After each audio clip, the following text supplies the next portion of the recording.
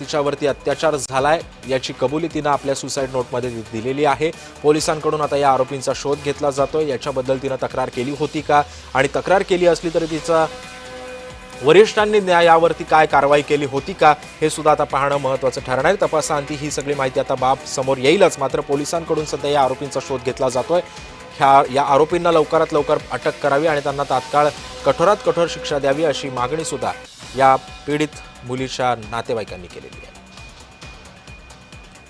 आणि या संदर्भामध्ये बोलण्यासाठी आपल्यासोबत राष्ट्रवादीच्या नेत्या रुपाली ठोंबरे पाटील आपल्यासोबत आहे। रुपाली ताई, आपण बघितलं असेल एक महिला आहे ज्या मुलीवरती ही वेळ येते आत्महत्या करण्यासारखं पाऊल उचललं जातंय।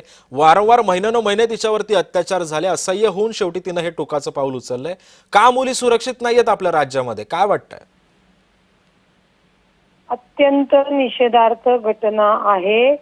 त्या डॉक्टर महिलेनी जी सुसाईड केलेली आहे त्या जिल्हा रुग्णालयामध्ये कार्यरत आणि त्यांच्यावर जो अन्याय करणारा आहे, जे आपले रक्षक आहेत पोलीस, तेच भक्षक बनलेले आहेत। तातडीने पहिल्यांदा हे जे 2 पोलिसांची नावं समोर त्या मुलीने हातावर मरण्याच्या वेळी लिहिलेली आहेत, त्यांना तातडीने निलंबित करणं गरजेचं आहे। एक लक्षात घ्या की जो अत्याचार तिच्यावर झाला तो तिला असह्य झाला। आमचं असं म्हणणं आहे की बाबा तुम्ही आत्महत्या हा पर्याय नाहीये। आता त्याच्यामधल्या जी काही धागेदोगे आहेत तपासामध्ये येईल, परंतु जे पोलीस आहेत ज्यांना रक्षणासाठी ठेवले, ज्यांना महिलांच्या समाजाच्या सुरक्षेसाठी ठेवले, तेच जर हे करणार असतील तर या अशा केलेल्या गुन्हा केलेल्या लोकांना तातडीने फास्ट ट्रॅकवर शिक्षा होणं गरजेचं आहे। तर तो समाजामध्ये संदेश जाऊन आमच्या माता भगिनी आत्महत्या करणार नाहीत।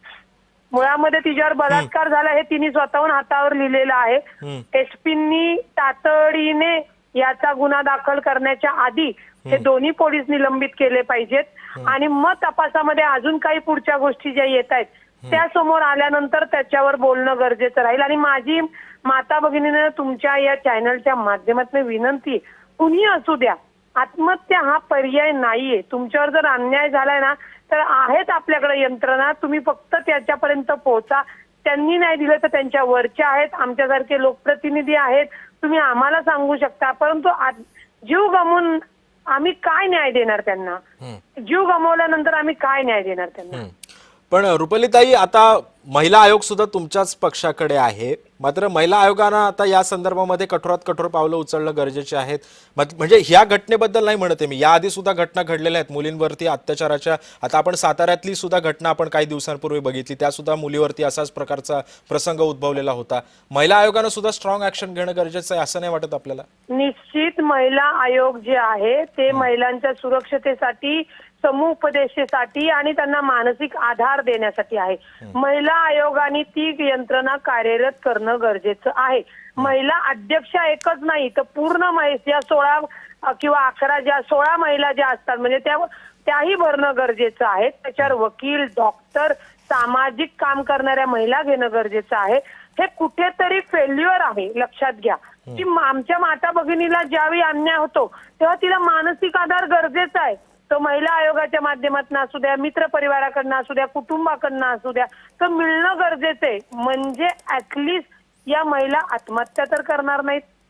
आत्महत्या न केल्यानंतर आपण त्या महिलेला न्याय देऊ शकतो, ही भावना आमच्या माता भगिनीमध्ये रुजली पाहिजे, तिला तो विश्वास आला पाहिजे। आत्महत्या केल्यानंतर आम्ही त्या गुन्हेगारांना शिक्षा देऊ हो, पण ते गेलेल्या व्यक्ती आम्ही परत आणू शकत नाही। त्याच्यामुळे महिला आयोगाचा पण महत्वाचा रोल आहे। त्यांची यंत्रणा सक्षमपणे चालली पाहिजे, जी चालत नाहीये।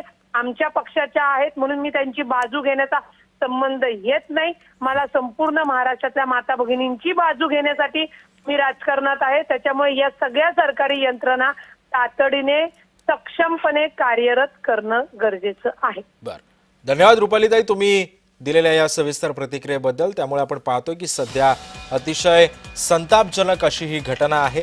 फलटणमध्ये या महिला डॉक्टरनं आपलं आयुष्य संपवलेलं आहे।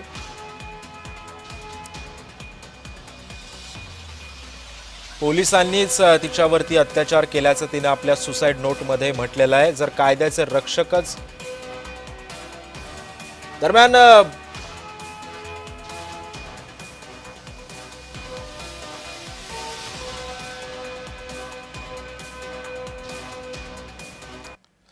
दरम्यान या संदर्भामध्ये मुंबई भाजपचे अध्यक्ष अमित साटम सध्या पत्रकारांशी संवाद साधतात. व्हावा